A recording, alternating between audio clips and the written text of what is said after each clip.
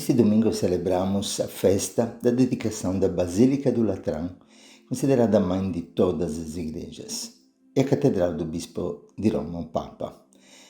E como templos vivos do Espírito Santo, todos nós somos chamados realmente a celebrar a alegria de sermos igreja, celebrar também as nossas comunidades cristãs do mundo inteiro.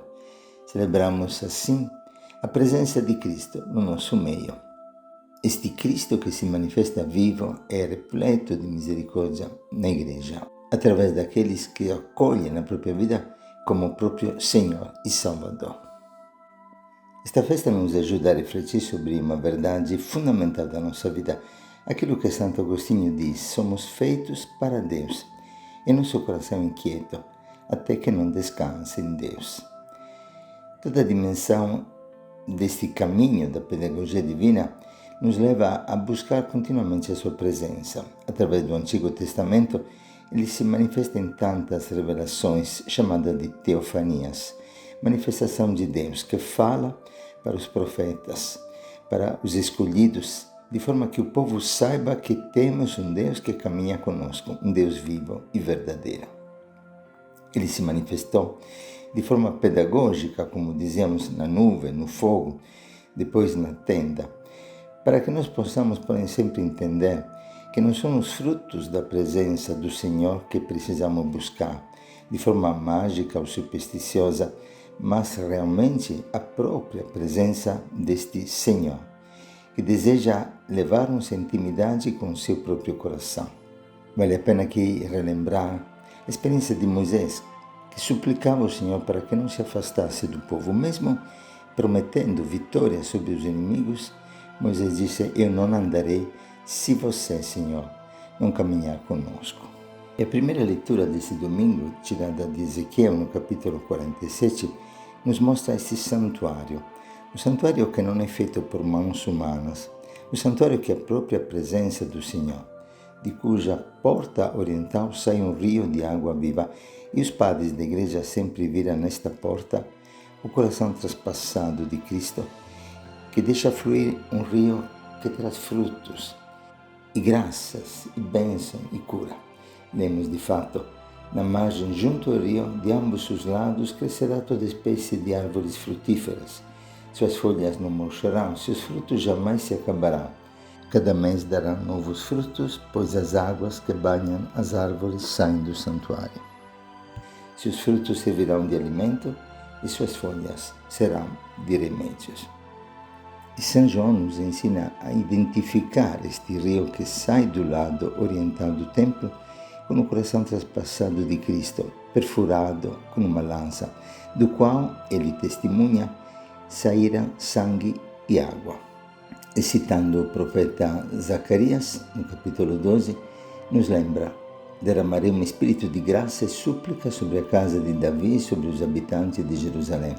Eles olharão para mim, para aquele que traspassaram. Quanto àquele que traspassaram, chorarão por ele, como se chora por um filho único. E ainda no começo do capítulo 13, lemos: estará à disposição da casa de Davi e dos habitantes de Jerusalém uma fonte para lavar o pecado e a impureza. É belíssimo entender que realmente este rio representa a misericórdia do Senhor, que nos purifica de todo pecado e de toda impureza. Lemos no Diário de Santa Faustina, no número 723, em toda a alma realizo a obra da minha misericórdia. E os maiores pecadores saibam que tanto maior é o seu pecado, tanto maior o direito que tem a minha misericórdia. Em toda a obra das minhas mãos, esta misericórdia é confirmada. Que confia na minha misericórdia não perecerá, porque todas as suas causas serão minhas, e seus inimigos serão esmagados aos pés do meu trono. Que maravilha! E nunca posso esquecer a experiência que vivo continuamente com os irmãos de rua, quando eles, aproximando-se do Senhor, através da presença do sacerdote, ministro de misericórdia, eles pedem um perdão de pecados. E às vezes chorando dizem: eu creio que nunca poderei ser perdoado, porque muito grande é a minha culpa. Nós sabemos que o único pecado que não pode ser perdoado é o pecado contra o Espírito Santo, quer dizer, não reconhecer o nosso pecado ou não confiar na misericórdia do Senhor. E que grande alegria quando eles sabem que podem ser perdoados, que o Senhor veio para os pecadores, que Ele afasta o nosso pecado, assim como o céu é alto sobre a terra, e o Oriente é distante do Ocidente, e pulam de alegria, dizendo: aqui tem um que perdoa os pecados, que perdoa os pecados. Sim, o Senhor nos convida continuamente a procurar a sua presença, que é uma presença misericordiosa que restaura a nossa vida. No coração do homem tem uma sede imensa, uma sede do tamanho de Deus. Por isso Jesus, no capítulo 7 do Evangelho de São João, dirá: quem tem sede venha e beba, e do seu peito jorrarão rios de água viva. Sim, bebendo a fonte do Senhor, nós também nos tornamos um rio de água viva, uma manifestação da sua presença, para que a misericórdia do Senhor alcance todos os homens até os confins da terra. E quando Jesus sempre no Evangelho de João gritará: tenho sede, é belíssimo entender que Jesus tem sede da nossa sede, para que nós possamos sempre mergulhar na sua presença, neste rio que jorra da porta oriental do templo, que é o seu próprio corpo. Eis porque no Evangelho Jesus dirá no capítulo 2, sempre de São João, que falava do templo do seu corpo, este templo que iria ser destruído e depois reconstruído em 3 dias. Disse Jesus no versículo 19: destruí este templo, em 3 dias o levantarei. Os judeus disseram: 46 anos foram precisos para a construção desse santuário e tu levantarás em 3 dias? Mas Jesus estava falando do templo do seu corpo. Sim, Jesus é o templo de Deus entre os homens, como lemos no Apocalipse, no capítulo 21. É belíssimo ver como no capítulo 7 dos Atos dos Apóstolos, São Lucas repercorre exatamente este caminho pedagógico do Senhor que se manifesta ao longo da história da salvação de tantas formas, até a tenda do testemunho, onde ele se fez presente para os nossos pais, diz Lucas, no deserto, segundo as instruções daquele que tinha dito a Moisés para fazê-la de acordo com o modelo que havia mostrado. Mas logo depois, falando do templo de Salomão, acrescenta: o Altíssimo, porém, não mora em obras de mãos humanas, como diz o profeta. O céu é o meu trono, a terra, o lugar onde apoio os meus pés. Que casa vocês construirão para mim, diz o Senhor, e qual será o lugar do meu descanso? Não foi a minha mão que fez todas estas coisas? Sim, o descanso de Deus está no coração de Cristo. E o descanso de Cristo está no coração dos homens, como lemos na segunda leitura, tirada da primeira carta de Paulo aos Coríntios, onde nós lemos: acaso não sabeis que sois o santuário de Deus e que o Espírito de Deus mora em vós?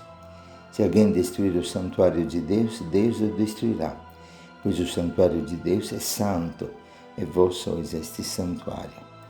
Maravilhoso caminho da graça, que a partir de experiências físicas, temporais, materiais, caracterizadas por tempos, por lugares, por templos, nos leva a entender que nós somos este templo, que nós somos chamados à santidade, a sermos a morada do Senhor, sermos um reflexo desta graça do Senhor. Como dizia a Madre Teresa de Calcutá: eu não pretendo resolver os problemas do mundo, apenas quero ser uma gota d'água que possa refletir neste mundo um pouco do amor de Cristo, da misericórdia do Pai. Sim, tem um mistério, dirá São Paulo na carta aos Colossenses, no capítulo 1, versículo 26 e 27. Um mistério escondido nos séculos. E São Paulo proclama com força: Cristo em nós, esperança da glória. Eu, você, somos a esperança da glória. Somos chamados a sermos presença viva do Senhor. E por isso, como dizia São Francisco, poder falar sempre de Deus, quando precisa, também com palavras. Mas, acima de tudo, Que a nossa vida seja, como diz Madre Teresa, este pequeno reflexo do amor de Deus que ilumina as trevas deste mundo. E eis então o caminho que nos é proposto neste domingo, a partir da experiência do templo físico, que também tem seu valor, dos sinais visíveis da Igreja, como a presença de Pedro, do Papa, do ministério sacerdotal, poder chegar à essência, que é a presença de Deus, única capaz de saciar a sede do coração humano, um Deus que quer viver em nós. Isso não significa diminuir o valor desses sinais. A nossa vida humana precisa de espaços, de tempos sagrados, de encontros sagrados. Mas também Jesus nos convida a não cair na idolatria. Não podemos divinizar as pedras de um templo material, e menos ainda prostituir a religião para que se torne ocasião de negócios ou de ganhos ilícitos, aproveitando da simplicidade e da ignorância do povo que quer comprar as graças que de graça são dadas. No templo, nos lemos no Evangelho de João, no capítulo 2, que é proposto neste domingo, Jesus encontrou vendedores de bois, ovelhas e pombas e os cambistas que estavam aí sentados. Fez então um chicote de corda e expulsou todos do templo, junto com as ovelhas e os bois.